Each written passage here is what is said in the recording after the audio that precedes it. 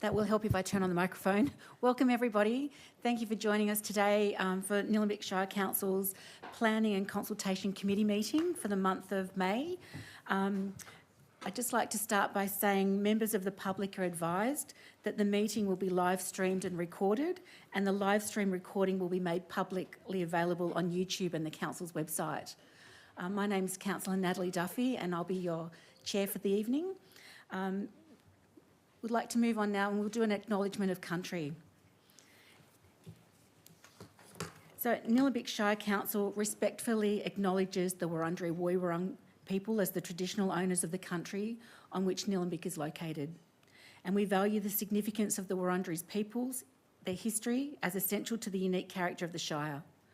We pay tribute to all First Nations people living in Nillumbik. We give respect to elders past, present and future. And we extend that respect to all First Nations people.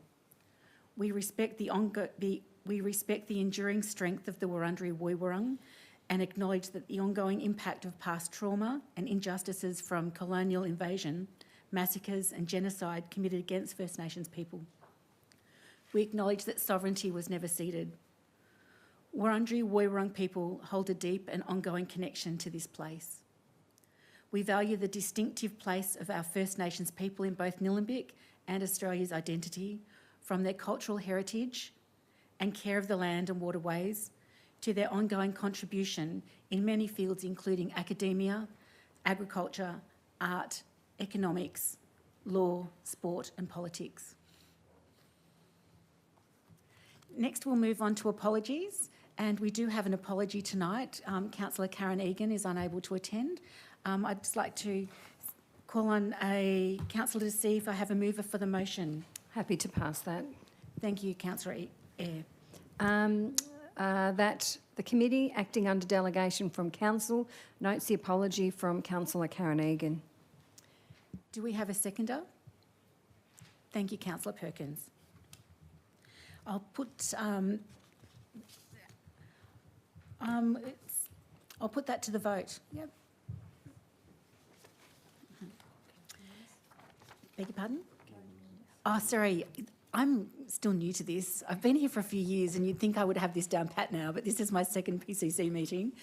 So that was all carried, so unanimously all carried. Can I just ask you to redo that? Okay, we'll redo that so we're doing it properly. Can I ask for a vote again? All in favour? That's unanimously carried. Thank you.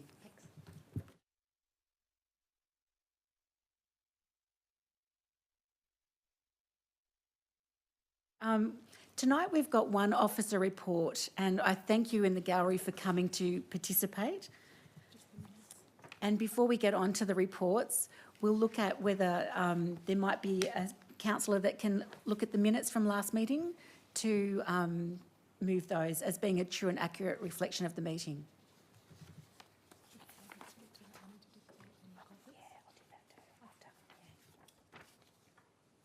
Thank you, Councillor Ramcharan. Yes, I'd like to move that the Council confirms the minutes of the Planning and Consultation Committee meeting held on Tuesday the 16th of April 2024, as per attachment 1. Thank you. I'll call for a vote on that. No, I need a seconder. Thank you. Thank you, Councillor Payne. Now we'll call for a vote. All those in favour? Thank you, that's carried unanimously. Nextly, we'll move on to a standard disclosure of conflict of interests. Are there any councillors tonight who wish to declare or disclose a conflict of interest? No, that's great. We'll proceed. So now we'll move on to the officer reports. And tonight's report is about the draft biodiversity strategy. This is the second stage of consultation findings and verbal submissions. We have 21 submissions to be spoken here tonight that we've received requests for. I do note that there have been some people that have attended the council chamber tonight requesting to speak, and under our governance rules, we're unable to accept those requests to speak, but I've been assured that your submissions will be made available to all councillors through our governance, our head of governance. So thank you for providing that. So what we'll do with our submissions, everybody will have 3 minutes to speak. I'll be able to ask, councillors will be able to ask questions of you, for those of you who are speaking in your own right. And we'll call you out in order of the proceedings in the way that we received your applications to speak tonight. So there's the first person that I'll ask to speak will be Don Vincent. Don, would you like to come and sit here at the front of the chamber? And when you're ready to go, if you just press the green button, and we'll be able to hear you through the audio system. And tonight, as a new feature with our council chamber, for those people who are viewing the live stream and watching at home, they'll actually be able to see you speaking. We've got a new camera and cameras in the gallery. So over to you, Don. Thank you. The strategy says biodiversity in Nillumbik is deteriorating. I volunteer with Parks Victoria in the Warrandyte State Park and have noted this decline. Invasive species, both plants and animals, have increased at an alarming rate. New threats are arriving, for example, a South African weed orchid Disa. Many native orchid species which were once common only a decade ago are now difficult to find. Many frogs and pollinator insects essential to the web of life and survival of plants are now threatened or endangered. How often does anyone see a koala in Nillumbik compared to only a decade ago when they were common? Council roadside reserves largely have not been managed. Weeds and invasive exotic trees have taken hold and in many cases displaced valuable Indigenous species. While there are some attentive landholders, there are many private properties that are infested with invasive species, such as blackberry. Illegal removal of valuable Indigenous bushland that maintains habitat corridors has occurred without penalty. Nillumbik is special in Victoria. Its place between the mountains and the coast reveals a unique mix of biodiversity, and it's one of the last remaining vestiges of many threatened and endangered species. Its location relative to Greater Melbourne also makes it important as the Greenwich Shire. Council has some good programs in place, but they're insufficient. This strategy is an opportunity for Council to step up and do its part in protecting this legacy. It needs to perform its functions, both enforcing the planning scheme and local laws, along with meeting its obligations under state legislation. The strategy is great, but is weak on commitment to implementation and funding. I urge Council to 1. Commit to this strategy and its adequate funding, including next year to make a start. 2. Initiate a current biodiversity assessment across Nillumbik, even if it's at a high level, in collaboration with other agencies to establish a baseline for future action and priorities. And 3. Commence specific site action in priority council reserves and significant roadside areas. Thank you. Thank you very much, Don. I appreciate the 3 points that you put forward for us to consider, and I'd just like to invite any of the councillors that are here that may have questions for you to ask those.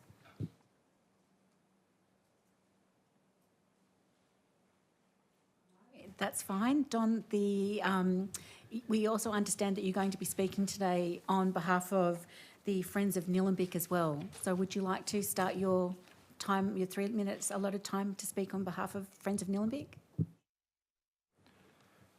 Okay, thank you for the opportunity to speak to this important initiative. I'm speaking on behalf of Friends of Nillumbik, a community-based organisation to advocate for environmental sustainability and preserve and enhance the green wedge. The Friends support the intent and direction of the strategy, which we consider essential to the environmental sustainability of the Shire. Biodiversity around the world and in Nillumbik specifically is declining at an alarming rate. Reversing or even slowing this decline significantly will require a major effort. The strategy proposes a significant commitment in terms of governance, resources and funding by Council to achieve this. The Friends consider this commitment is both necessary and urgent. The strategy is generally good, but the implementation section is particularly weak and does not commit to the required resources or funding.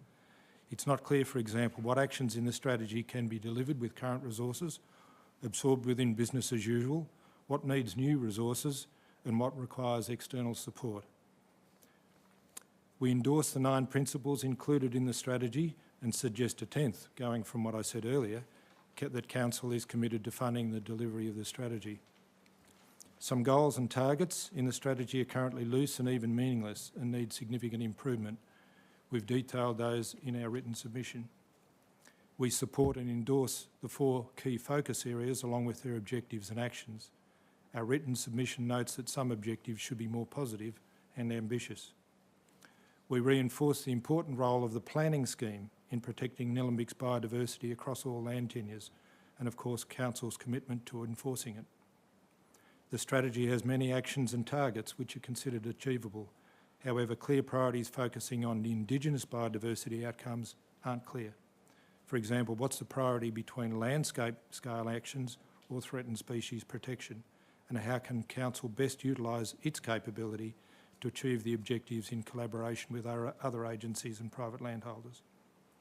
Many council bushland reserves and most roadside reserves, including those designated as significant roadside vegetation years ago, have no data or obsolete data on which to assess condition. Private land, we understand, has very little data relating to biodiversity at all. The strategy notes that absence of data for most threatened species means that it is difficult to determine species-specific improvement or decline in Nillumbik. Data collection to establish baseline biodiversity condition and monitor condition change over time should be a critical action included in the strategy and specifically funded. Thank you. Thank you very much, Don. We have changed our governance rules so questions can be asked of community groups. So, Don, I'd just like to invite councillors that might have any questions for you as Friends of Nillumbik. No, thank you very much. Thank you for your message about data collection.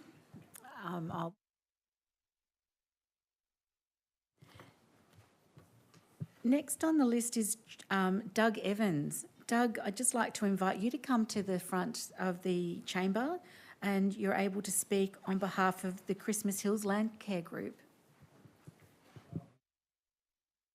Okay, so I had listed here that you were here with the Land Care Group, but that's fine. If you would like to speak for yourself, you're most welcome.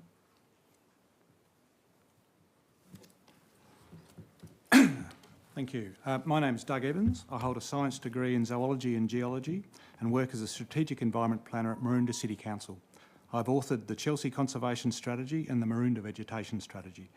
I've been trained in the use of conservation standards, a globally recognised strategic decision-making process focused on nature conservation. I'm also the chair of the Christmas Hills Landcare Group, a board member of the Nillumbik Landcare Network, and have just completed a 2-year term on Council's ESAC committee. I have concerns that if not significantly revised, the draft Nillumbik Biodiversity Strategy will be ineffective in achieving its stated goals and targets, and our biodiversity will continue its rapid decline. I do support the targets, as I believe a net gain in the extent, connectivity and condition of habitat by 2034, underpinned by a widespread culture of custodianship across our community, is what our biodiversity needs most.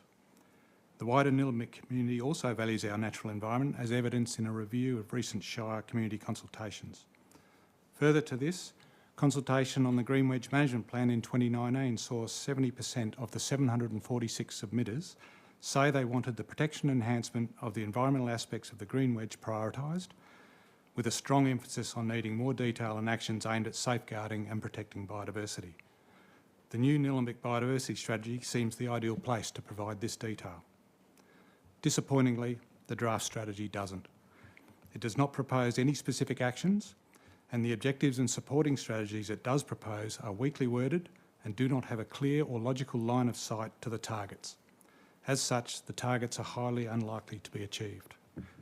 Fundamental to this is the lack of analysis of the threats to our biodiversity, such that priority threats can be identified in terms of their relative impacts and the extent to which the impacts of those threats will need to be reduced in order to achieve the targets.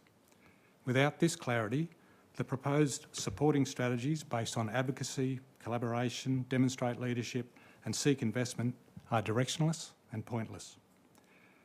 This draft strategy appears to have been developed through a highly constrained lens of what can we do with the existing budget on council land. With only 2% of our habitat occurring on council land, such an approach will not drive the changes that are needed. There also appears to be a mismatch between community priorities and budget priorities.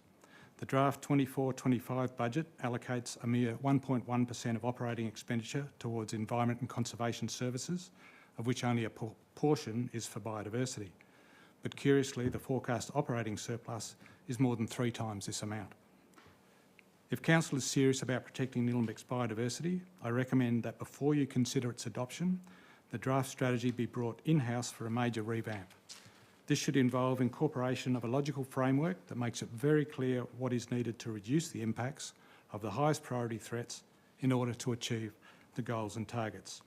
We'll need to identify effective actions for doing so and allocate human and financial resources accordingly. Thank you very much for that, Doug. We'd just like to invite councillors to ask questions of Doug. Councillor Payne. Thank you, Doug, for the submission. Given that so much of Nillumbik is held in private ownership, how do we drive biodiversity protection on private property? That's what the strategy needs to be telling us. Uh-huh. So that's the question that the strategy should have been answering. So if 61% of our habitat sits on private land, how are we going to achieve a net gain in extent, condition and connectivity on private land as much as the rest of it? So that's exactly what the strategy should be telling us, and that's what's missing. How would you suggest that happen? Well, I think there are controls that that council has in its remit, which planning controls are an obvious one, and local laws is another one, but it's also being clear what do we have to actually do and then working out what are the ways to make that happen. Right. So if we have to protect our vegetation on private land, that's the first thing. Do we need to do that? And I'd say yes, we do. Then the question is, what are the tools in front of us that we can do, and what are other things that maybe we don't have that we will need to find? So I would argue the planning scheme is an obvious one in council's remit to help protect those, but there's also, community can be involved. So how do we get community? And this is protecting extent means not clearing it. A net gain in extent means not only do you have to not clear it, you've got to add to it. Improving its condition means weed control, pest animal control, etc., etc. So it's not a straightforward task, and that's what the strategy should be setting the direction for, and that's what is disappointing about it. It doesn't make it clear what we need to do. Okay. Thank you. Were there any other councillors that have a question for Doug? I'll just briefly have a question, Doug. You mentioned at the beginning of your presentation that you would like to see more specific actions, and I'm wondering if you might be able to give us 2 or 3 of those specific actions that you'd like to see. I'm trying to remember what we put in our land care submission, but so essentially you're asking me to write your strategy now, No. after having spent That's all right. several years. So that's yeah. I mean, there's lots of things potentially it could be done, and what's missing is that logical working through to say, right, what can be done. So I've been frustrated with the process. That we just haven't got a strategic approach. We haven't got a strategic document. In terms of asking me to nominate actions right now that are going to protect Nillumbik's biodiversity, I think that's a little bit hard. Yeah, no, that's okay. And we have your submission details, so we can go through all of that and have done as councillors read that, and officers have as well. Yep. I just thought I'd give you the opportunity. But right. Thank you very much for your submission. Thank you. Next, I'd like to call up Joy Hick. Is Joy here tonight? Thanks, Joy. I don't know how I'm going to follow that. You've got the floor, it's yours. You have 3 minutes and you can use them however you'd like, Joy. Thank you. I'm speaking on behalf of myself. I'm concerned about the decline in the ecological valuable remnant vegetation on nature strips around my area where I walk daily. That's in Eltham South. When we moved there 38 years ago, there was a lot more remnant native vegetation than there is now. And The degradation's been caused by landowners, builders, contractors, and anybody else that's seeing council nature strips as their own property. For instance, there was a population of Pterostylis curta in Bannoon Road. We've recently had the sewage put through, and the diggings were dumped on the nature strip on an endangered species. We had an ecological assessment on our front nature strip. There was signs put up, bunting put up, no-go area, but the contractors still went through it and semi-destroyed the area. So that's a bugbear. I've noticed also that carefully weeded nature strips, once those properties have been sold, other property owners have replaced the native vegetation with agapanthus, pittosporums and anything else that looked pretty. So I'm just wondering where the enforcement is from council, and can we protect our environment, because we have got a lot to protect. That's it. Thank you very much, Joy. Do we have any questions for Joy, councillors? Thank you very much. You were very clear in what you're wanting to say. Next speaker, I'd like to invite Evan Gellert.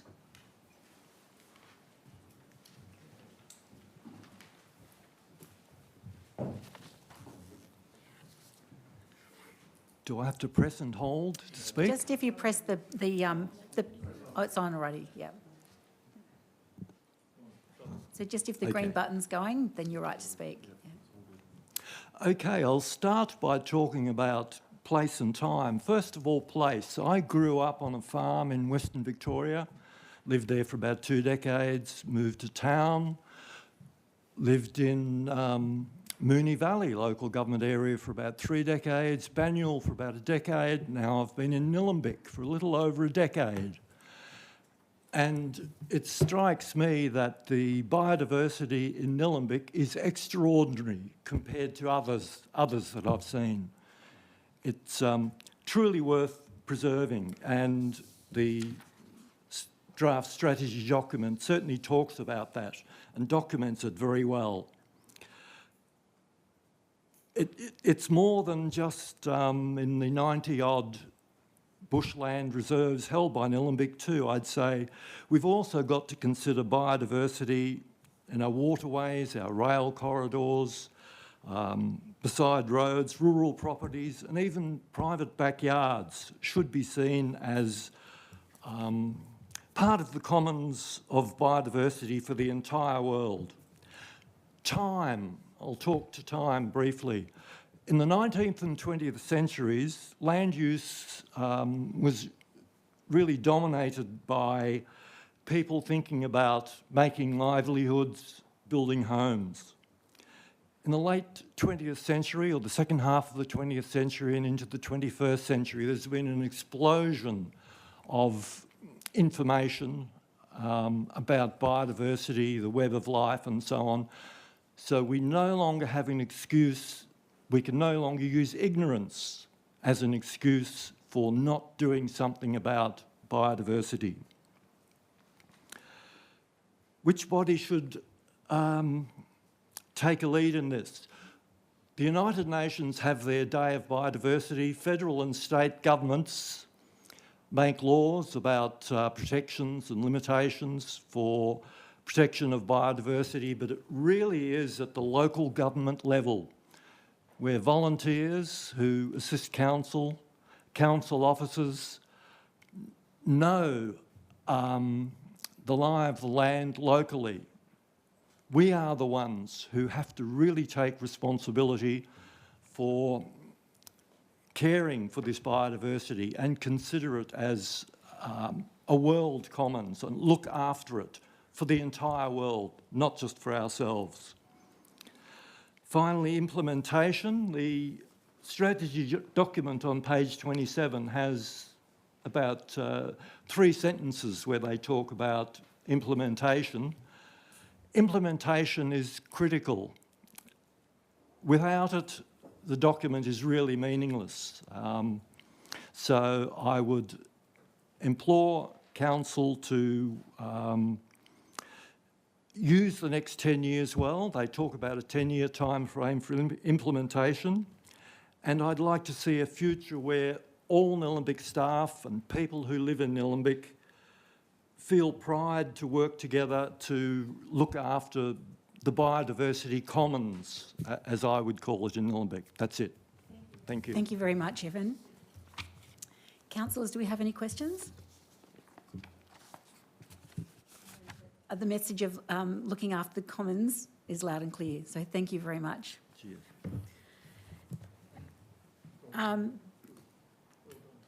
The next submitter that we'd like to hear from is Barry Taylor. Barry, are you here? Thanks. Welcome, Barry.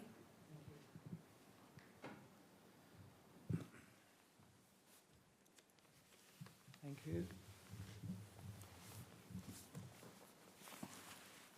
I'm on the same, I won't call it a rant, but speaking more from a personal point of view, I retired 25 plus years ago and lived in an acre in a Haldane Road since retiring. And even though I'm a retired biology teacher, I've never really had been involved in environmental volunteering until I retired. Initially, I was a gardener dealing with the blackberries, onionweed, capeweed, Tradescandia, drain sedge, kikuyu, oxalis, bridal creeper, English broom, etc. on our acre. But after those initial efforts, my focus, while still on garden weeds, went to environmental weeds and protecting and watching the spread of the remnant plants that were always there. Early on, we were told by one of your environmental staff that we lived on a grassy woodland, and that gave me a focus, and I have attempted to restore that habitat. Now we have a ground cover of at least 10 Indigenous grass species, and the woody weeds have been removed. We have an echidna, gangang cockatoos, tawny frogmouth, sugar gliders, bats, blue-tongued lizards, brush-tail and ring-tailed possums, even a resident kangaroo, and once we saw a koala on our property in Haldane Road.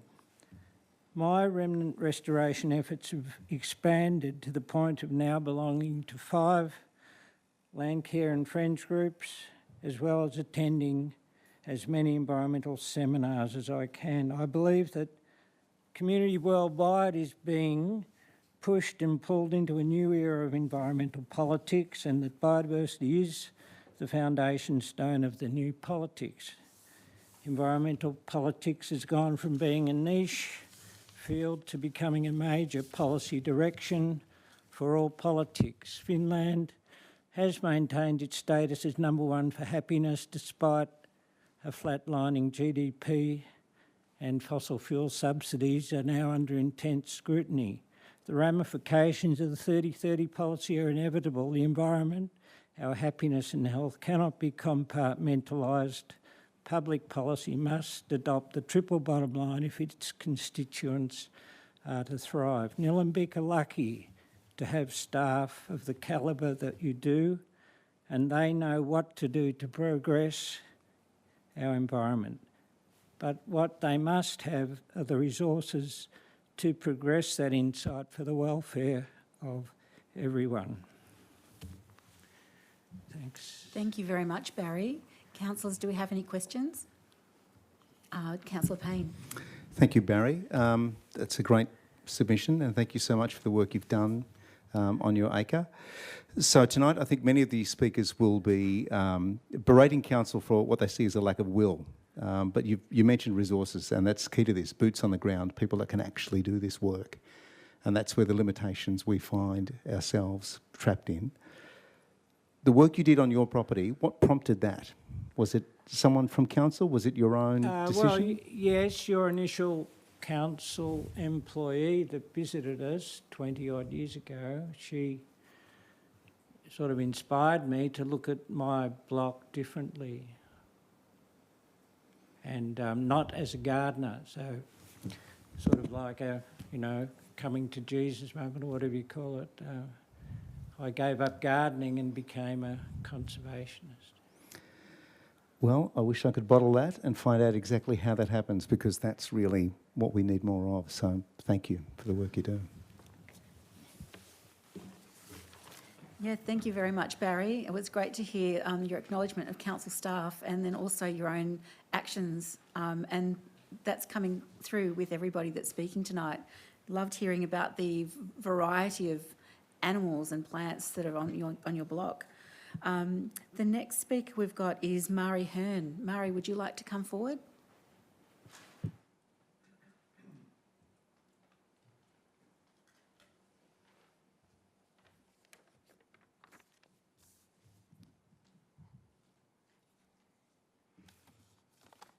Thank you. Some would say that living in Nillumbik is like living in the Garden of Eden.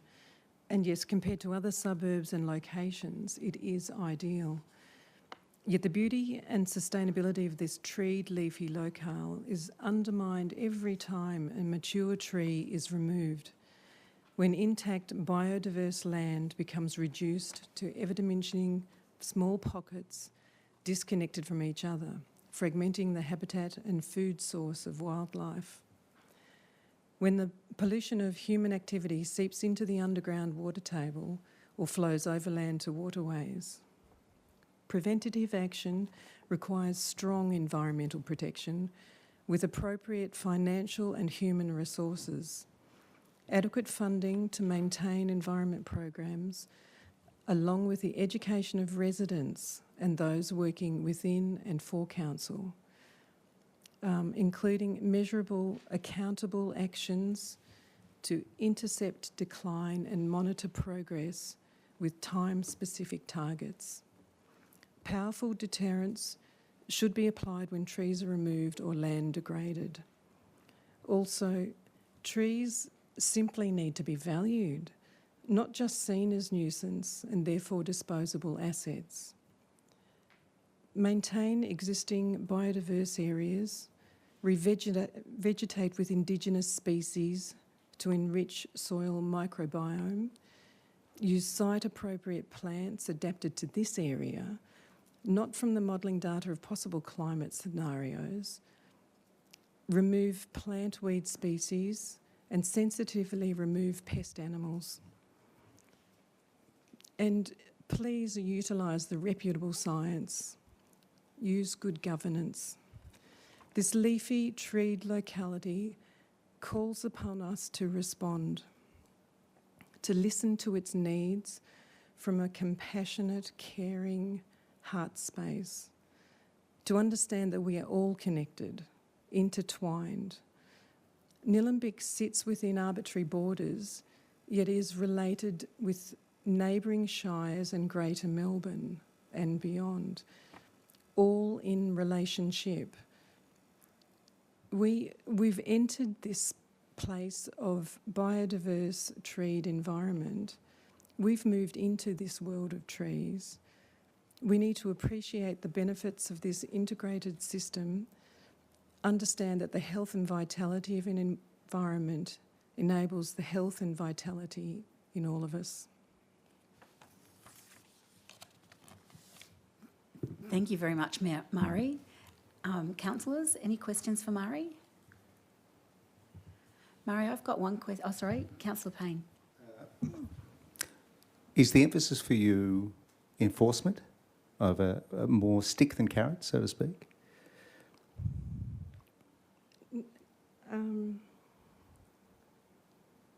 Oh gosh. I think when there's something really clear to respond to, and I don't know that that's clear enough for landholders, but when those boundaries are overstepped and things are just destroyed, then there doesn't seem to me to appropriately matching level of response. And that seems to happen around the place. Thank you, Mari. I heard you also talk about education, but my question was regarding, you were talking about we need to value trees, and I was wondering in what sense do you think that we would be able to show value? Are you considering that to be like putting a monetary value on a particular canopy tree of a certain size, or an asset register of such for trees? What would you like to, how does we need to show value for trees look like to you? I think putting a monetary value would be a step in the right direction, and it would acknowledge that, the time it takes for a tree to mature, that its canopy and what that provides, for, in the cooling factor, in housing creatures, in so many aspects, all of those should be accounted for in a register of value. And I think a financial value, a number placed on trees, could go towards that, because that's something that people understand perhaps more than the other. And so consequently, if they were to cut them down, or that's allowed to happen in a shire, then that would be a way to follow it up. Thank you. Thank you for speaking so much from your heart. We felt that as well. Yeah. The next speaker is Wayne Kinraid, speaking on behalf of the Friends of the Eltham Copper Butterfly. Welcome, Wayne.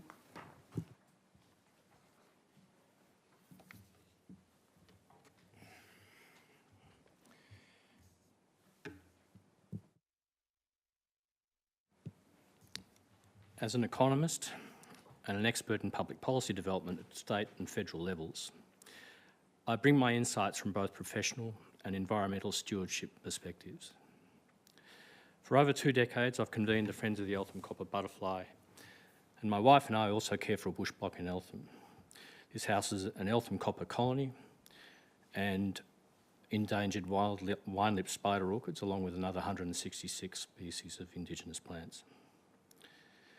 I commend your dedication to revitalising the Nillumbik biodiversity strategy. However, the current draft fails to address the severity of nature's decline. This is occurring in Nillumbik's backyard. We must use all available policy tools to reverse this trend, including local government powers. Regrettably, the draft strategy is deficient in 5 pivotal areas. Firstly, the overarching goal of the policy that biodiversity in Nillumbik is, and I quote, healthy, lacks clarity. Furthermore, the goals associated, so-called targets, are either not measurable, unambitious, or both. In December 2022, the United Nations committed the globe to reversing the decline of nature by 2030. That's a clear goal. Why can't Nillumbik, the Green Wedge Shire, do the same? This document, the UN Convention released in 2022, is not even referred to in the draft strategy, nor is the Commonwealth Government's response.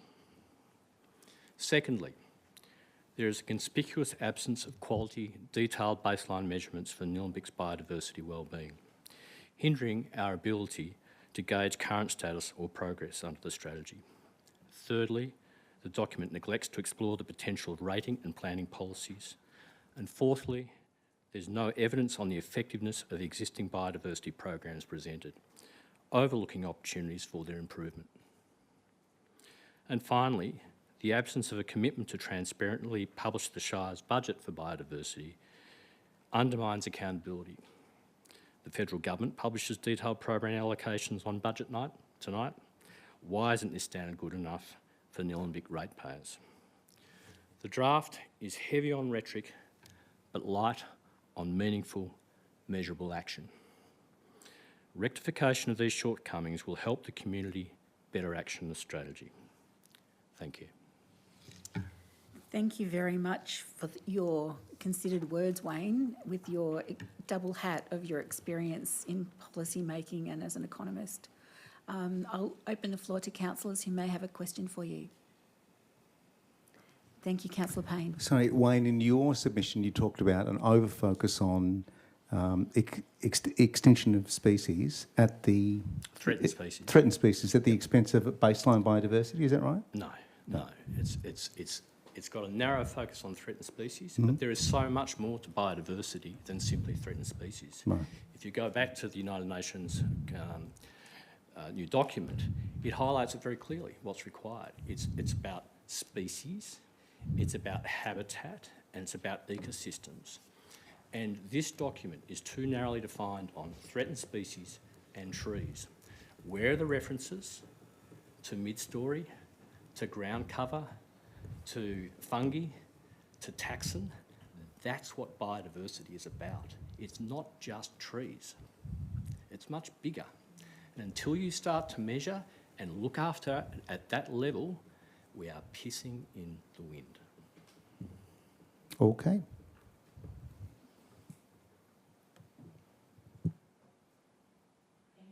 Are there any other councillors for questions? No, you've with a lot to consider, so thank you. I'd now like to call on Deb Colville. Deb Colville. Welcome, Deb.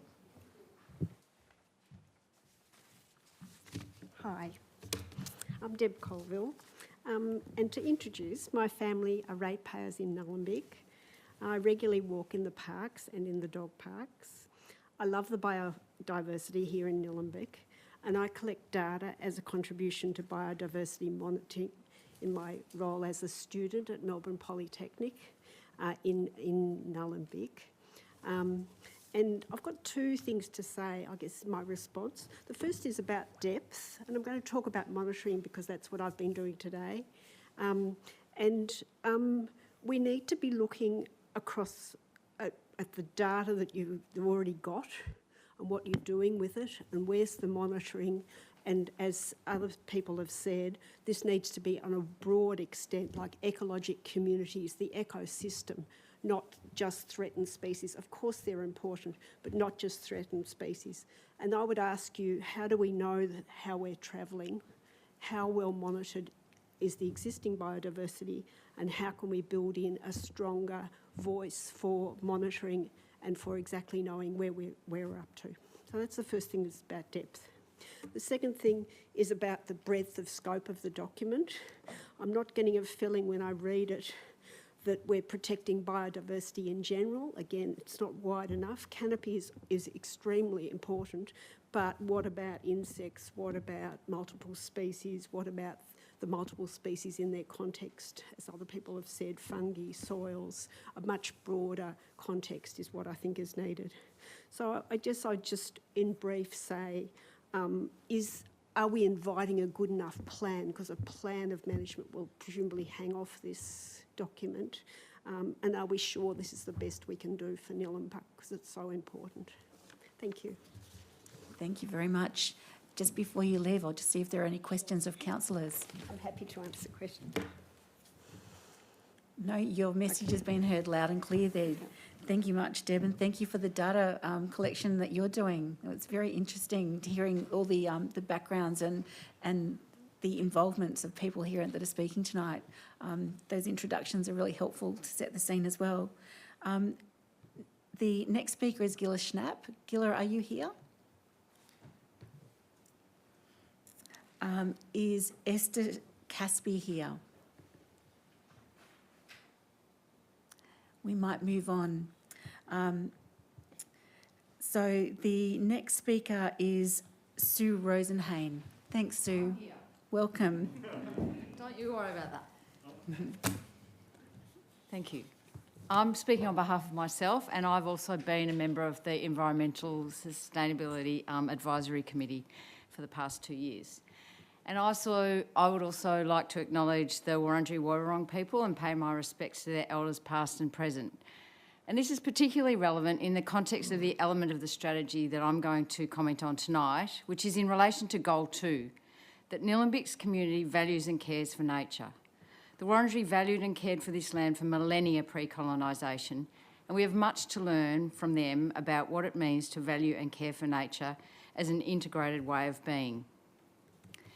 In our current context, the most significant indicator of whether people care about something is whether they are willing to prioritise it financially, not only through contribution of time, but through support for funding allocation, which of course could be at the expense of something else.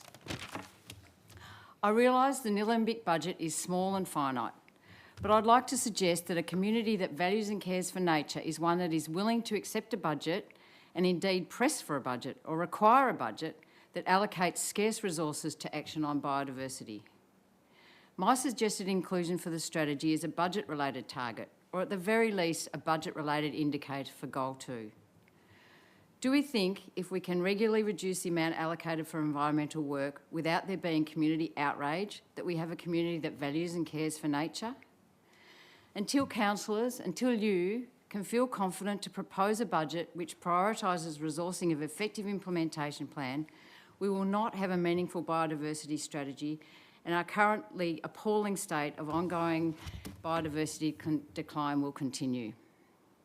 In this spirit, I'd like to suggest that a comprehensive implementation plan be fully costed, and this should form a target for the budget allocation, reversing the approach that sees a plan developed to fit the resources allocated, resources that can be reduced without outcry, it seems. Setting such a target would have a number of benefits.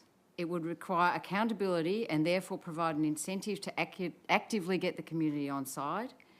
It would enable the development of an action plan that might have a chance of being effective. And once achieved, it will be a powerful indicator that Nillumbik's community values and cares for nature. Thank you. Thank you very much, Sue. Councillors, do we have any That's questions? okay. Do we have any questions for Sue?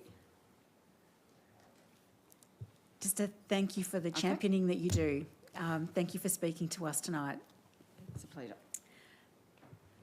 The next speaker that we have on our list is Elizabeth Doig. Elizabeth, would you like to come forward?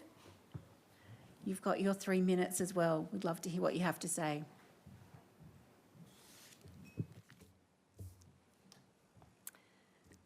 Thank you all for the opportunity to talk to this really important document.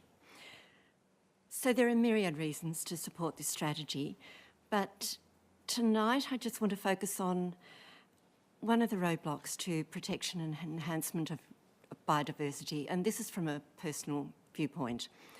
So a few years ago, I applied for and received a small grant from Council via the Place Shapers program to revegetate a small plot of vacant land on Mount Pleasant Road, which is near where I live. Approval was given by one branch of Council for the site selected, and Indigenous tube stock was collected from Edendale and volunteers were lined up for the planting. And then the plug was pulled. And I was told that the project could not go ahead as planned. And the reasons for this, as I understand it, and I confirmed this with a couple of the council officers who were present at the discussion, were that the revegetation project was located on a major secondary road, which was a boundary between the bushfire management overlay on the south side and the neighbourhood residential zone on the north side. And one resident had complained about the fire risk that would result from revegetating this area with Indigenous plants. So I was told that although I was not allowed to plant anything, I could carry out an ecological restoration project on the land. And a local botanist surveyed the land and was only able to identify a handful of Indigenous species that survived there. There were a few canopy trees, but just a tiny little patch of wallaby grass was basically all that was left underneath the canopy trees. And I didn't have the resources to restore around 95% of the area via this process, because I was relying on the planting of desired species to suppress the unwanted non-native weedy grasses. So my plea is this: can Council please lobby state government for an amendment to the bushfire management overlay, particularly where this overlay falls within the urban growth boundary? So we know there's an urgent need to protect and restore biodiversity across the Shire, and we've heard that from a number of speakers already tonight. And I personally would like to see this overlay removed altogether. But particularly in the urban area, it makes even less sense. and the flourishing of a wide range of life forms is being hindered by restrictive overlays that not only permit removal of Indigenous vegetation by landowners without a permit, but prevent degraded public areas from being enhanced by appropriate planting regimes. I'd also really like to see council responding to residents who are concerned about fire risk with an alternative approach that doesn't involve wiping out revegetation projects. I think we need to encourage residents to really understand the immeasurable value of Indigenous vegetation for all its roles as habitat, wildlife habitat, benefits for our health and well-being, and particularly its contribution to the survival of the planet in mitigating climate impacts. Thank you very much, Elizabeth. You've run out of time, but we've certainly heard the message that you have to say. Thank you. Councillors, do you have any questions of Elizabeth? Councillor Sorry, Payne, thank you. Just a quick. We are limited by the BMO and the Bushfire Management Plan, which, of course, after Black Sat Day, is something that's near and dear to many people that live in the Shire. So, in terms of alternatives, what would you suggest? I would like to place the emphasis not on bushfire risk of native vegetation, but on what it can bring us and all the values it brings us. And we all know they're immense. And in the end, will be more important than bushfire risk, I would propose. I think the response from the 2009 fires, that was a situation where all the ducks lined up, everything happened at that particular time. It will happen again, but I think in the meantime, the response needs to be on rapid detection and extinction of bushfires at the point of impact where they occur, and not on clearing all the vegetation to reduce the risk. I think the focus has to be on technology and not on clearing vegetation, because we need the vegetation. Thank you very much, Elizabeth. I think we have another question for you from Councillor Eyre. Thank you. Just curious to know, you talked about being successful with the grant and then it couldn't be funded. So what did you do instead, or have you done something instead of that grant? No, the plans went back to Edendale. Oh, yeah. Totally. So, okay. I don't know what happened to the money. Okay. I left them to sort that out. Okay. I hope presumably it was transferred from Edendale to where it came from. I don't know. Okay, thanks. Sorry that situation happened. Thank you, Fran. Yeah, thank you, Elizabeth, and thank you for sharing a real story of the complexities of bureaucracy as well.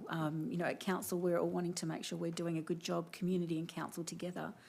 So we'll continue to listen to other submitters tonight to be able to hear your perspectives as well. So thanks, Elizabeth. The next submitter I'll call on is Vicky Shuraguglu. Vicky, I'm sorry, I think I've made a mess of your surname. I keep practicing. Maybe you can help me by saying your surname again when you take to the microphone. Thanks, Councillor Duffy. Vicky Shakuraglu, speaking on behalf of myself or Steve Mullins. I'm sure who should I go first? Or you're welcome to choose the order. That's fine. Okay. Speaking on behalf of Steve Mullins, I broadly support the biodiversity strategy, but want to highlight 4 issues. 1, the strategy must be adequately funded. This means additional funds, not just moving money around from one area to another. In an era of dramatic biodiversity loss, Nillumbik must be ambitious beyond just protecting what we have, but dramatically improving the biodiversity of the Shire. This requires an aggressive fundraising approach or risk a net loss in our unique biodiversity. 2, given the scale of private land in the Shire and the potential for threatened and endangered species to be on that land, supporting and engaging private landholders to embrace biodiversity is essential. A proactive approach is required to counter resistance and encourage, both in terms of financial support for actions and technical support, the promotion of biodiversity and the reduction of invasive species. 3, interventions must encourage flora and fauna that are Indigenous to the area. We have seen mistakes made where native but not Indigenous plants have been planted. Number 4, the strategy offers a small recognition of Indigenous knowledge, stating, we take a collaborative and landscape approach to biodiversity management so that all knowledge systems, including Indigenous knowledge, are included in decision making. It could go a lot further by establishing an Aboriginal advisory body to oversee the implementation of the biodiversity strategy.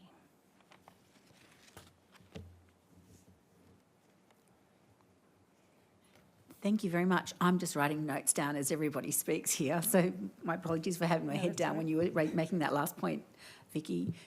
Councillors, do we have any questions for Vicky? Just a quick one.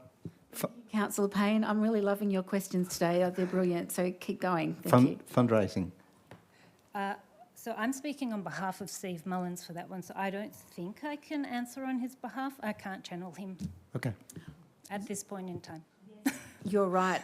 Thank you for picking me up on that. We might go to your 3 minutes where you can speak now on behalf of Nil and Bio and yourself. So you're welcome to talk about fundraising in this one. Yeah, maybe we'll defer that question. You can I'll ask you at the end. I'll ask him to write to you. Thanks, Vicky. So, yes, my name is Vicky Shakuriglu and I'm speaking also representing Nil and Bio and with acknowledgement for traditional custodians across this land and across time. Thank you for the opportunity to speak on this important issue. The World Economic Forum states that the greatest risks we face arise from environmental degradation. The World Health Organization echoes similar pressures. Science across all fields points to the same conclusion. We must change our practices and significantly ramp up our proactive responses for the protection and reinvigoration of our environment. This is the most pressing matter for humanity. Australia's State of the Environment report presents a grim future if we continue the current trajectory. Nillumbik's State of the Environment report is much the same. Nillumbik has been my home base for most of my life. It offers immeasurable nourishment to me, its creatures bring great joy, and I am compelled to speak up for their well-being. In recent years, we have seen dramatic loss of biodiversity, primarily through land clearing, invasion by introduced species, and urbanisation. As a result, Indigenous plants, animals, fungi and soils lose resilience, making them vulnerable to disease, predation and death, thereby exacerbating the cycle of decline. The biodiversity strategy presents a terrific opportunity. The strategy must place Nillumbik in the broader context of Greater Melbourne and beyond. This municipal area has distinct qualities and challenges and does not exist in isolation. Importantly, Nillumbik is known as the lungs of Melbourne. Given local governments are responsible for managing air pollution through their urban planning processes, Nillumbik has great fortune in our natural environment. Council must demonstrably honour the true value of ecosystems. The biodiversity strategy must outline how baseline data will be gathered, organised and used in the short and longer term. It must outline ambitious targets with clear measurables of annual achievement. Decades of scientific evidence is abundant and readily accessible, as are courses of appropriate action. Does Nillumbik Council have the heart, courage, imagination and leadership to make bold decisions, to create an appropriately funded biodiversity strategy, leading the community through education and action that will build a healthy future for all? Innumerable international agreements focus on environmental protection and many are outlined in the International Environmental Agreements database. These could be a guideline.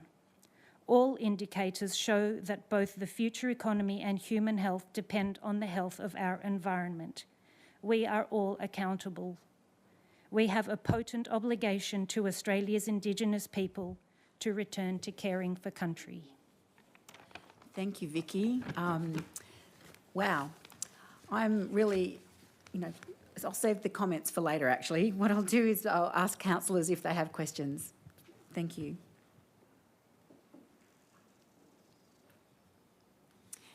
No, thank you very much, Vicky.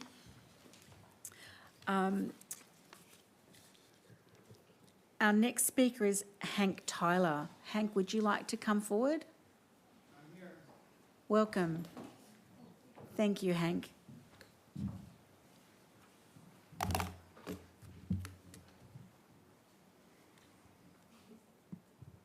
You're right to start. Okay. Oh, actually, I might just ask if you could stop for a second. We're just double checking with the timers. That's working? Yep. Thank you very much, Hank. Okay, so You've got 3 minutes, yeah. I'm here to represent myself. I came to Australia 50 years ago and recently, 4 years ago, moved to Nillumbik. My background is biology and plants and animals. I've worked for 4 decades in America on biodiversity conservation, primarily for the state of Maine in the governor's office promoting biodiversity conservation. I've read the plan, it's wonderful, it's a good start, but implementation is key to its success. Secondly, Nillumbik has a lead over many shires for owning or having a large percentage of the land, approximately 50%, in a variety of conservation ownerships. This is a big plus that needs to be emphasized, and that base of bushland supports a diversity of biodiversity. I've yet to hear the word Yarra River mentioned. It's also a big plus if you're an aquatic biologist. It's a real key to the biology of Nillumbik. To be successful, the council needs to ensure that the plan is implemented. And there are 7 categories that I've mentioned. One is funding. Without funding and boots on the ground, biologists out there to monitor the species, it'll be hard to succeed. Secondly, it's key to coordinate conservation efforts with the conservation landowners as well as the private landowners in the Shire. Thirdly, monitoring of endangered plants and animals is essential on an annual basis. Fourthly, don't be shy when you find problems. Don't sweep them under the rug. Tell the public, here's an issue, we need to reset a little bit, maybe change directions. Fifth, corridors for animals to move back and forth over the Shire are vital. If the staff finds a need to establish more conservation for certain areas, work with the private landowners, and possibly consider fee acquisition of some of the land. 6, report to the public on an annual basis.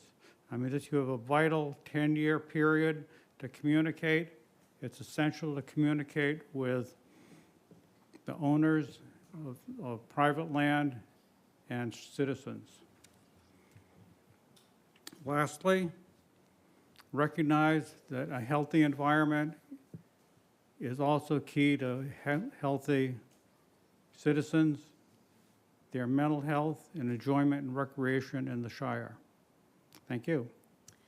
Hank, that was right on time, 3 minutes, and you got through your whole 7 points. Thank you very much. It was very interesting listening.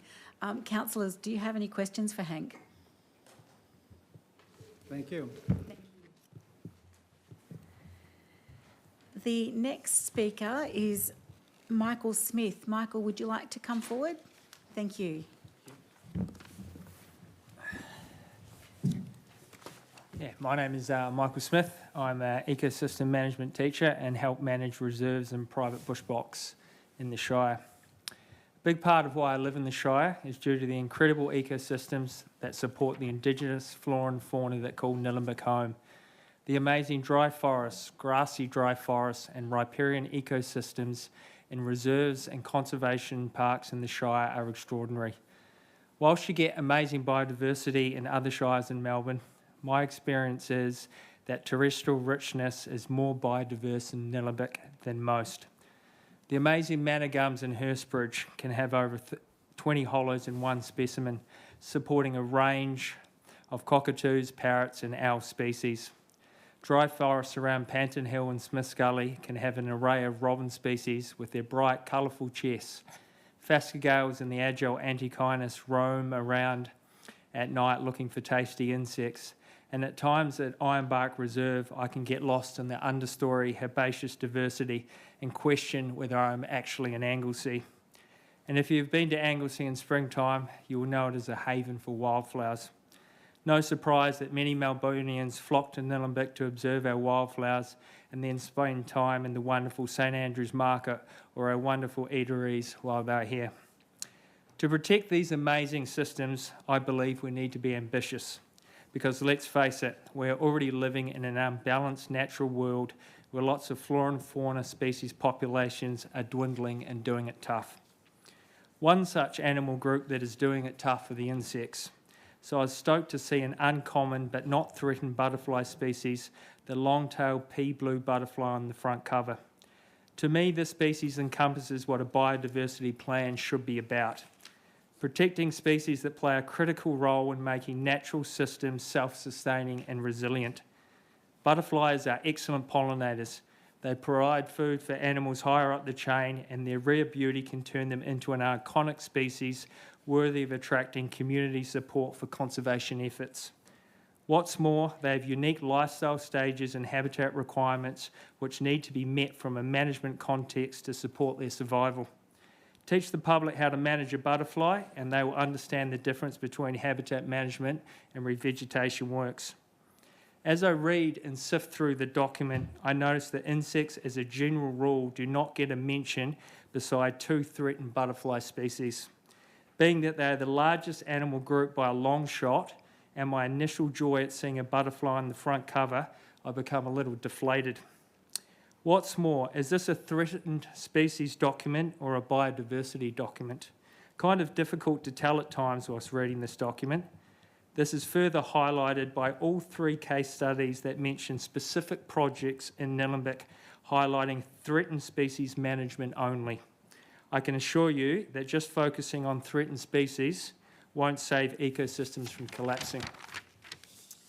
In comparison, the recently formed Bendigo Biodiversity Strategy has a lot more information on insects, including information that states the importance of insects for pollination, mentioning of monitoring for specific species guilds, such as solitary bees, which I might add are not threatened but vitally important for ecosystem health, and examples of monitoring and habitat programs they conduct to improve insect diversity. All in all, a few pages of information.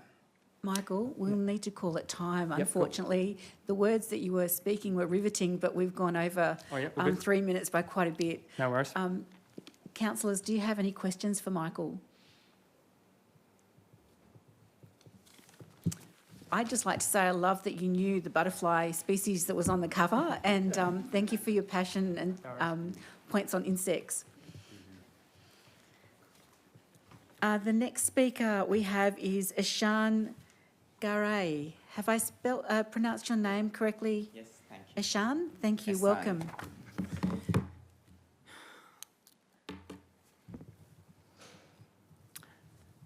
Thank you, Councillor. Thank you, the other councillors as well for the opportunity. I'm not a scientist. I'm not a biologist, and I don't understand the mechanics of the council either.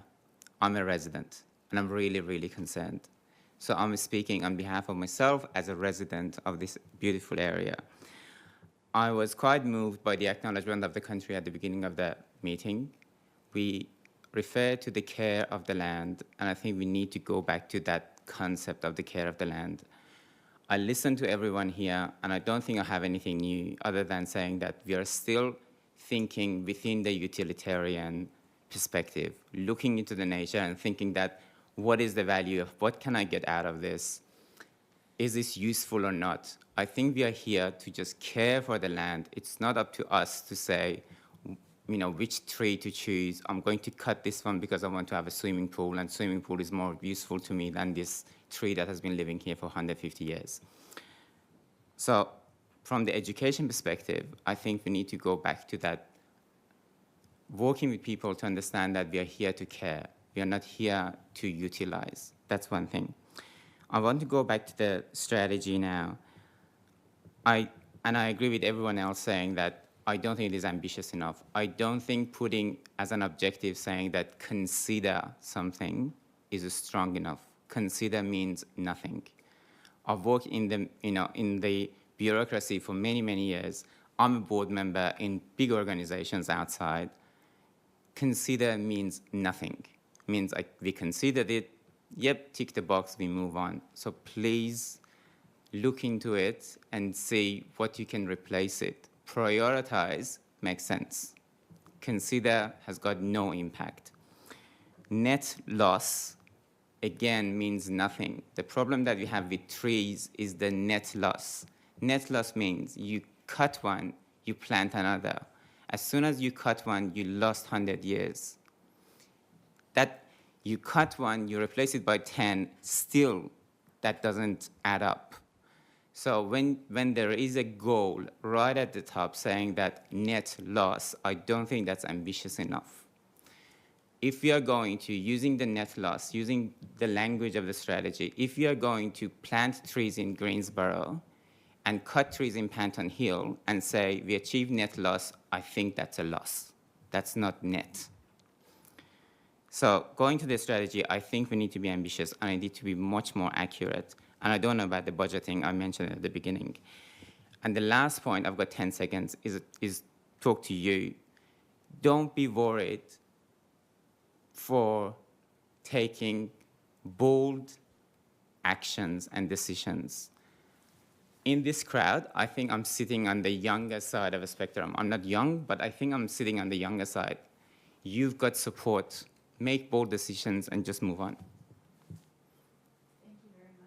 Thank you very much, Ishan. Ihsan, any questions from councillors? No. Thank you. And thank you for your encouragement to make bold decisions. And when I do look into the audience today, we don't have any young people, and so we need to be mindful that with all of our decisions, there are people of all ages and generations that we're making these decisions for. So thank you for reminding us of that. Oh, that's awesome. That's great. I couldn't quite see you. My glasses are not long distance You've just there. dropped the average age by a couple of years. Well done. Now, I hope that you're coming to speak to us tonight as well. I'll keep going through the list. The next speaker is Mitzi Tukey. Thank you.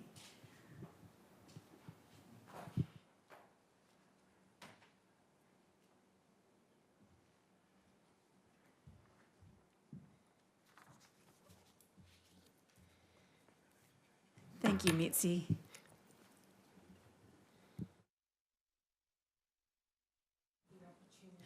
Oh, if you could just press your button, Mitzi. That's okay. Thank you for the opportunity to speak. I am broadly in agreement with the strategy as I was with the 2012 strategy. Why then does the biodiversity of the Shire continue a downward trajectory of decline? And why do the threats to biodiversity and the environment, of which the Council is well aware, continue? The answer could be in the specifics and the implementation of the strategy. The threats to the environment which continue, despite our being aware of them, and our mentality of continued economic growth and expansion. The environment loses out. The two goals of the strategy are only very generally outlined. They need to be more specific so that the focus areas can expand from them using parameters that are themselves specific, quantifiable, and time-bound. In the summary line of Goal 1, healthy biodiversity with functioning plant and animal populations, improved habitats and resilient ecosystems, the goal needs to focus preferably on Indigenous plant and animal populations. Improved habitat needs to include the degree of habitat connectivity, since biolinks are vital. Landowners play an important part in contributing to improved habitat, since there is so much privately held land in Nillumbik. Public education on the importance of native vegetation and keeping scrubland and trees is crucial.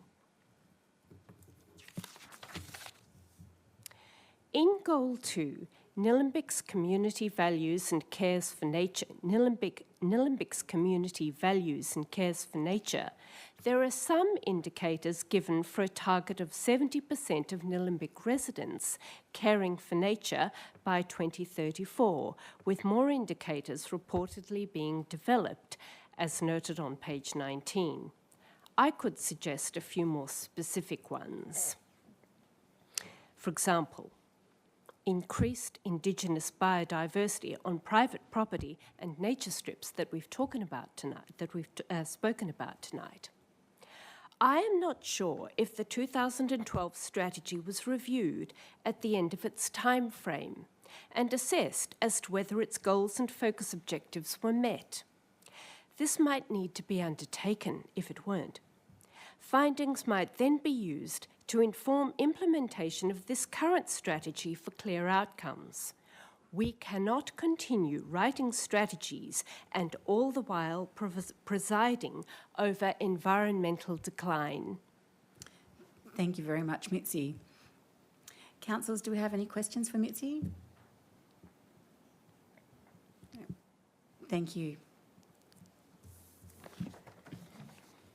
The next speaker is Ben Wrigley. Ben, would you like to come forward to the microphone? Yeah. Thank you. Okay. Thank you very much for the opportunity.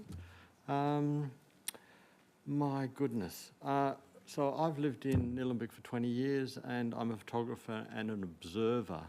And over the 20 years I've seen a lot of change in Nillumbik and a lot of decline.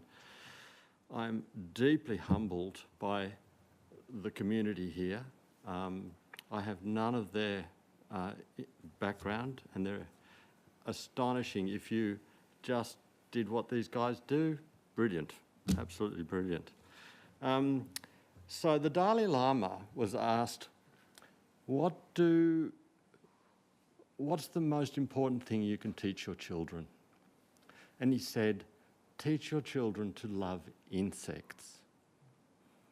And I have pondered this for quite some time, quite amazed that such an esteemed leader would say such a thing.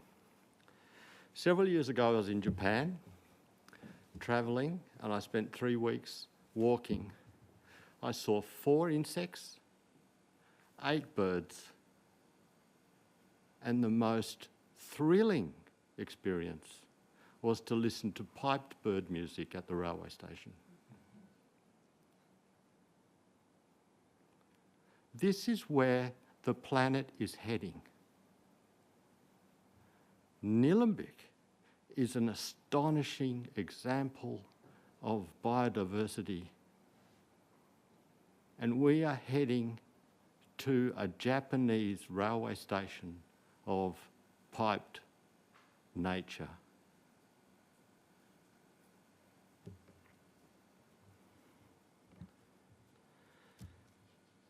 I have deepened my experience of Nillumbik through Nillumbio, through attending, lying on the ground and pulling out weeds. It is the most beautiful experience. And it is such a relief for the tension that our community hold in the impending climate emergency. People come there to feel like they are doing something. It is one of the most significant things you can do to support this community who do it for nothing. And it angers me that they don't get enough support.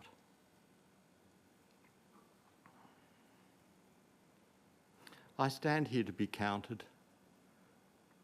A voice for the bewildered, a voice for the meek, a voice for the animals and the plants, and especially the trees. Every single tree should be protected. Chainsaws should be outlawed like guns. We have to stop hating nature. Stop burning our bush, which is killing the biodiversity.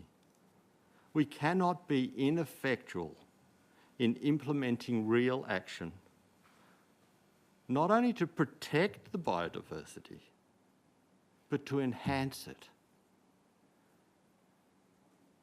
I thank you. Thank you very much, Ben. I was not wanting to pull you up because you were making such an impassioned submission to us, so I really respect the emotion and the words that you spoke tonight. Councillors, do we have any questions for Ben? Just a quick one. Thank you, Councillor Payne. We have a cultural divide in Nillumbik, as exists in many other places. There's a strong cohort in the community that say, don't tell us what to do with our land. How do we reach those people? We talk about education, but how do we reach those people, in your opinion? Oh, I think we have to lead by example, and I think we have to share the commons, which has been mentioned before. I think we need to share that it's a collective value, and that we actually don't have the individual rights anymore to just do what we want.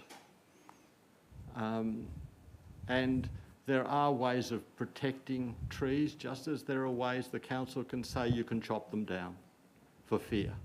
So we have to move people from fear into positive action so that they, it's just not about the individual anymore. You know, the neoliberal concepts that we are being driven by are just not the way of the future. Thank you. Thank you. Thank you.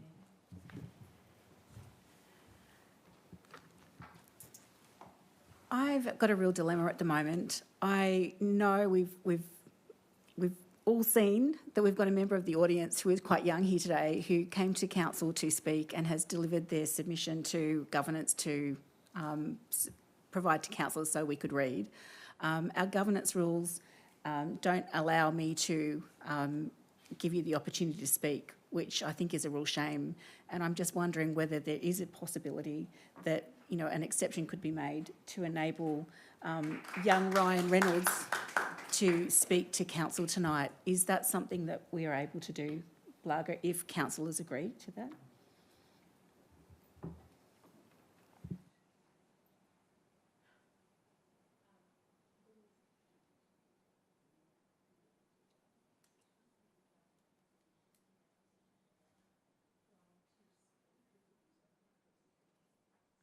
Okay, we could do a procedural motion, councillors, to enable Ryan to speak, and there is one other person here that's come forward to speak as well. They've actually left, unfortunately. Is there a councillor that might be able to make a procedural motion to enable others in the audience that have come to speak, give them 3 minutes? Yeah, so... I believe there's Ryan, and I saw one more hand up in the audience. Is that correct, or was that not? No, so there's one speaker. And sorry, what was the hand at the back there? So 2 speakers. We will limit it to 2 speakers then, if that's councillors, if we have an agreement for that, for a procedural motion to go ahead with that.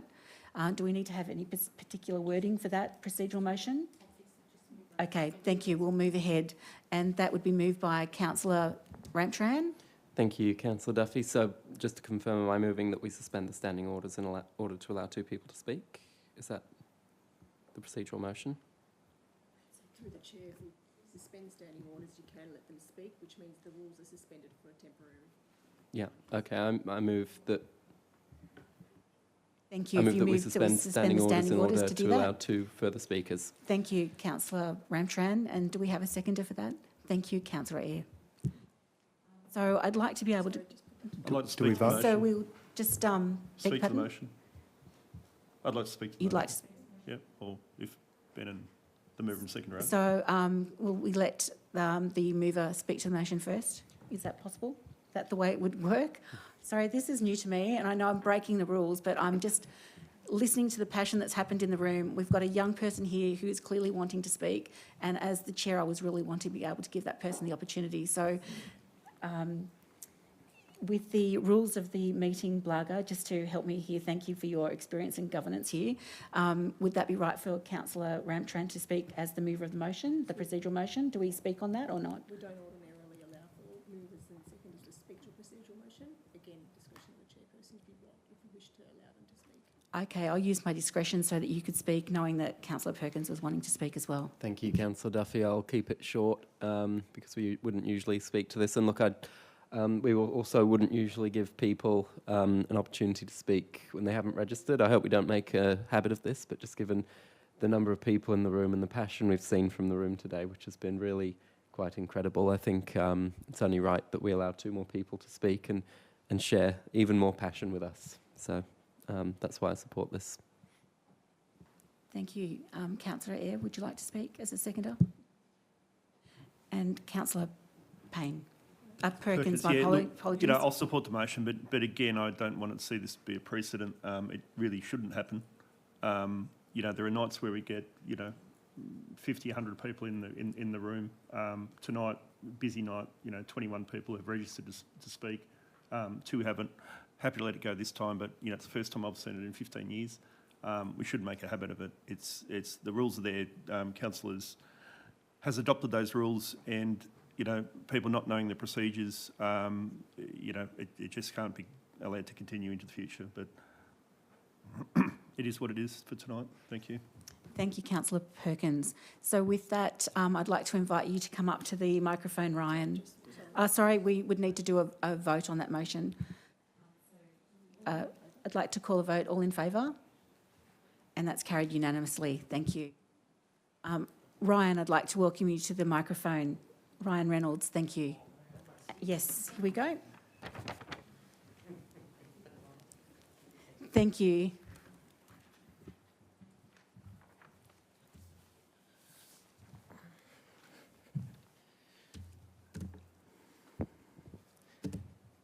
First off, thank you for allowing me to speak. In future, I will register. While I don't live within Nillumbik, I absolutely love spending times along the Yarra River and the Diamond Creek. The environment in Nillumbik is very important to me, as I enjoy seeing wildlife and healthy ecosystems. I am a keen observer on fauna and flora, and I have recently noticed that there is more deer and a lack of diversity among the mid-story. I found this troubling, as introduced pests have found a foothold and will not stop until more work is undertaken. The lack of diversity among the mid-story does not contribute to healthy biodiversity, particularly in vitally important riparian zones and wildlife corridors. Additionally, I have observed heavy amounts of erosion along the Diamond Creek, which I visit regularly. When I read the Nillumbik Shire Biodiversity Draft, I was disappointed. The goals listed in the document were not ambitious. To me, terms like improve and seek discount the aim of the document. This can be seen in the 4th guiding principle: we seek to protect, maintain and improve the quality and extent of native vegetation cover, terrestrial and aquatic wildlife habitats. We should instead aim higher, go beyond what is necessary to truly make a dent in improving biodiversity and get in front of the 8 ball. This can be seen in the 4th... Overall, the biodiversity strategy lacks clarity, depth, and a focus on biodiversity. I understand that this is an overarching document that guides other, more specific documents down the line, but to really improve Nillumbik, we need a stronger message with ambitious goals and a council willing to go above and beyond. Thank you. Thank you very much, Ryan. Do we have any questions for Ryan? Thank you for participating tonight. Thank you. And just as per the agreement by councillors, I'd like to welcome you to the microphone. I'm not quite sure of your name. If you could state that in the... My name is Tim Isaacson. Thank you, Tim. So thank you, Tim Isaacson. You have 3 minutes.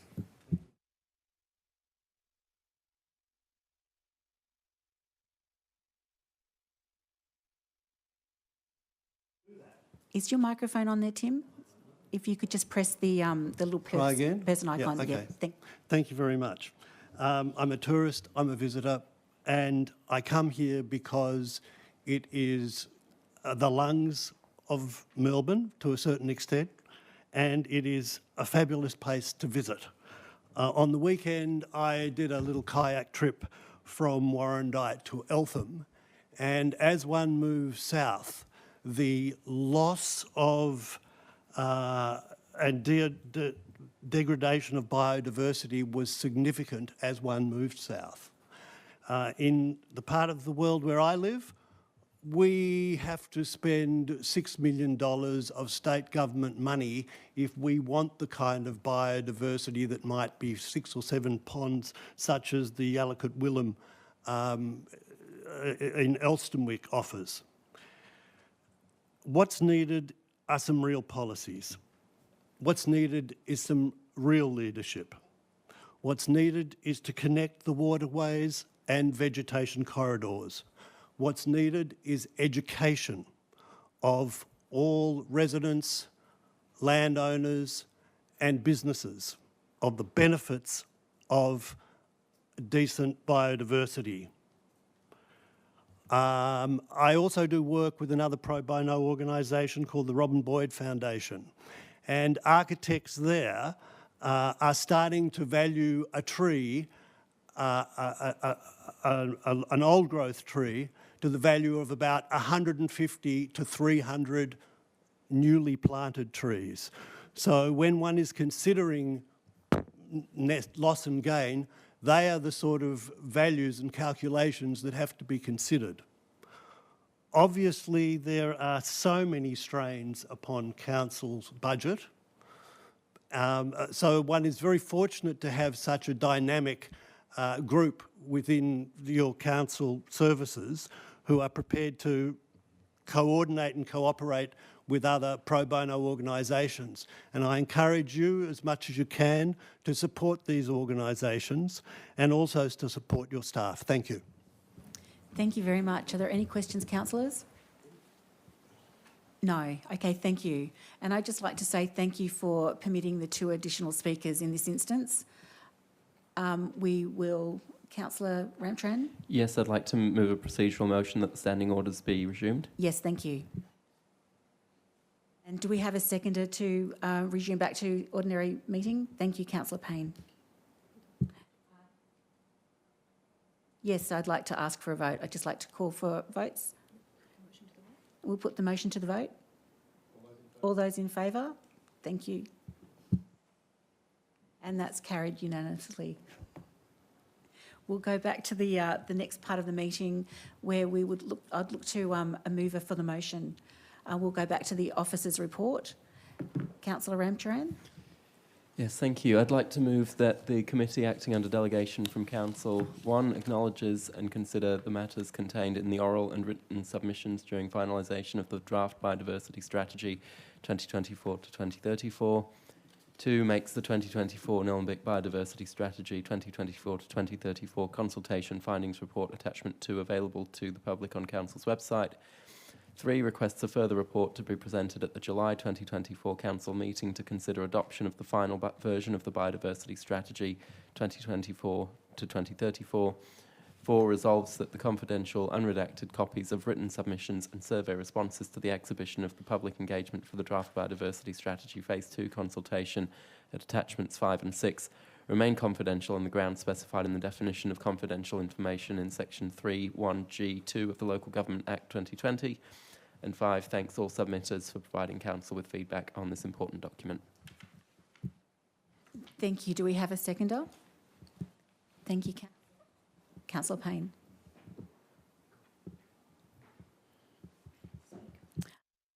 Speak to the matter, Councillor Ramtran. Yes, thank you, Councillor Duffy. And I don't think 5 minutes will cut it, but there we go. We don't get many items that pack the room out like this. One item tonight on our agenda, and the room is full of people who are all here for this one item.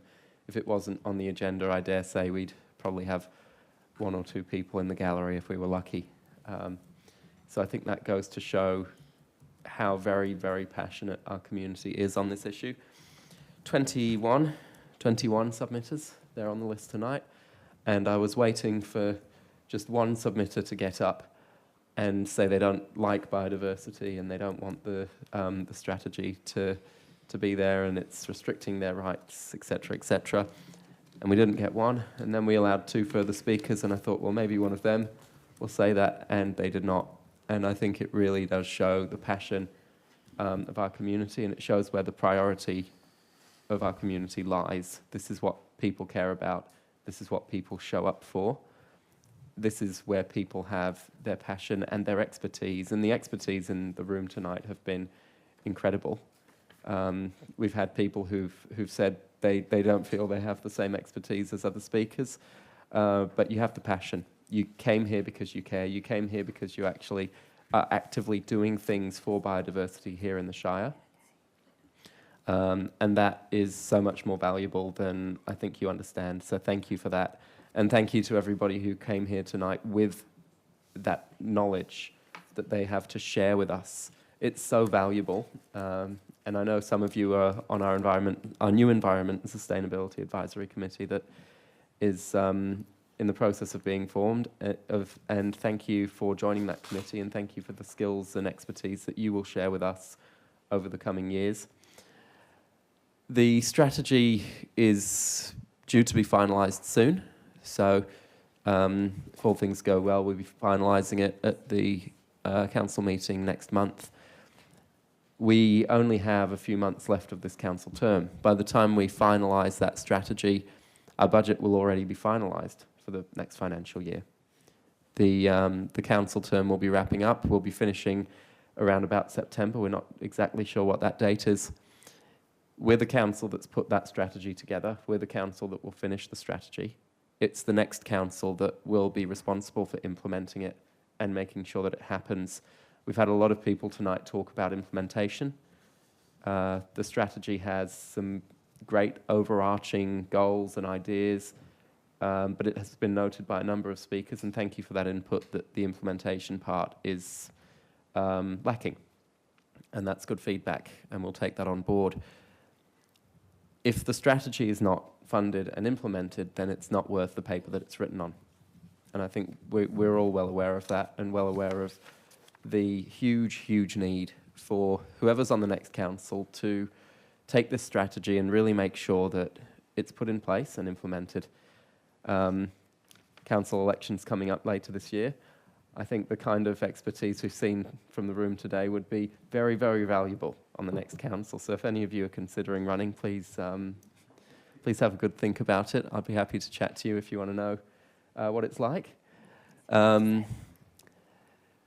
Look, I think one other thing just to touch on is a theme that also came up from some of the speakers around what biodiversity is.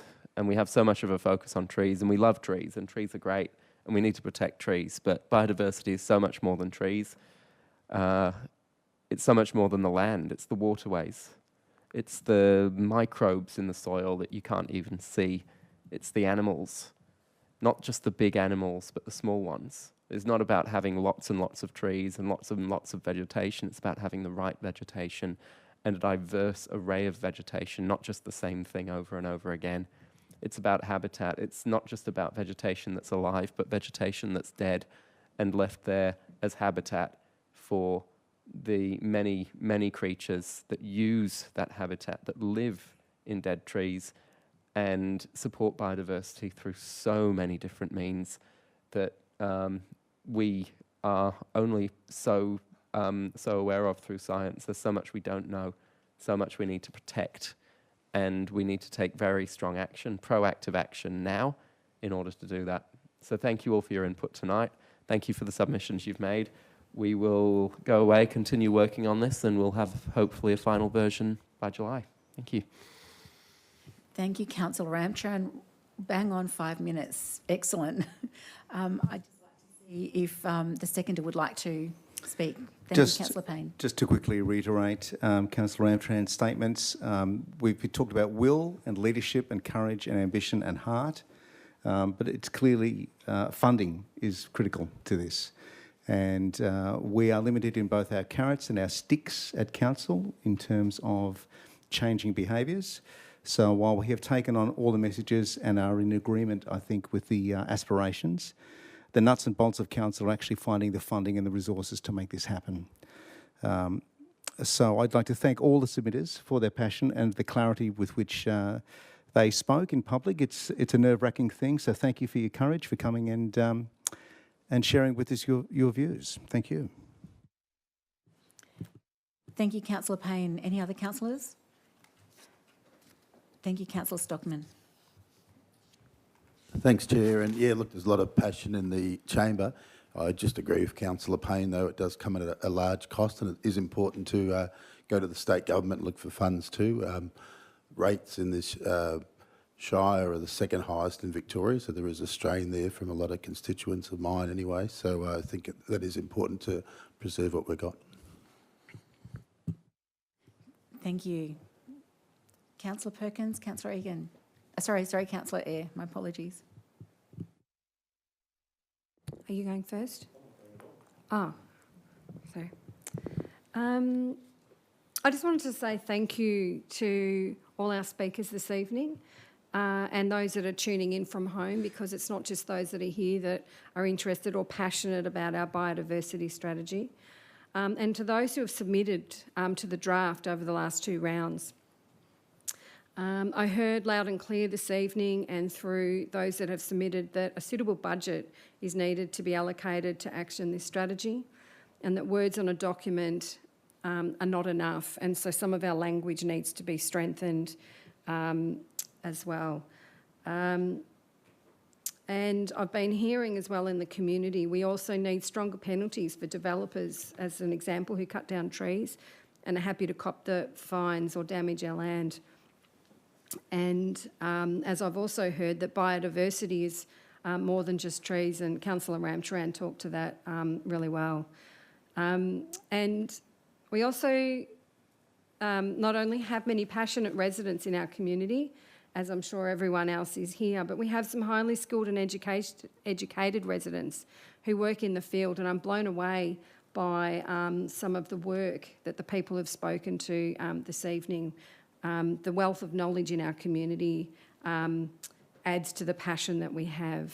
And that, I think, complements each other as well. And I know that we also have many volunteers through many of our land care and friends of groups in our community. And I just wanted to say thank you to everyone who's contributed, who care for the land and our waterways and are here this evening. Thank you. Thank you, Councillor Eyre. I would just like to say a closing remark before we go to the vote on this, just to say thank you sincerely to everyone that's come tonight. It's been a pleasure listening to what you've had to say, and it's been quite humbling sitting in this chair knowing that I have nowhere near the expertise that many of you have when you've spoken. And we've had people speak from the heart, and we've had people speak with expertise, but you've all come with passion. And so this strategy is very important for us to get right.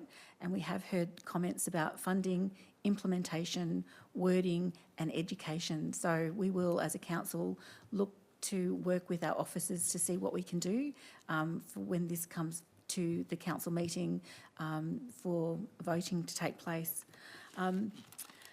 At this point, what we might do is move on to vote. So I'd like to put the motion to the vote, and I'd like to ask all in favour. So that's carried unanimously. Thank you. That draws our meeting almost to a close. We don't have any urgent or supplementary business tonight. We don't have any confidential reports tonight. So before I do call the meeting to a close, I'd just like to reiterate with the council rules. We do have rules that are on our website in terms of procedures for asking a question at a council meeting, for putting a submission forward at a council planning and consultation meeting such as this. So through our Participate Now website, when we have community engagement, information is provided to the community to be able to look at the strategies and plans that are being put forward, to have a look at them and analyse them as you have done, and to be able to write into the council process by the deadline to put in a written submission. The then next level of opportunity to speak to councils is what you've done tonight. You've been able to come to council and speak for 3 minutes to the topic. That is open to people, and there is a deadline of 5 o'clock on the Monday before the council meeting. So there has been an exception made tonight to enable 2 additional speakers. So I thank my council colleagues for enabling that to happen. That won't be something that I will be doing moving forward as the chair, because it doesn't fit the rules of our council meeting procedures. But given the circumstances tonight, the number of people that were here and the passion in the room, I thought that it was, the right thing to do when I'm a person who wants to put community at the heart of council. So thank you, everybody. With that, we will close the meeting, and my glasses aren't long distance, but when I take them off, I can see that it's 8:46. So thank you, everyone, for attending, and thank you to those who've been watching the meeting online.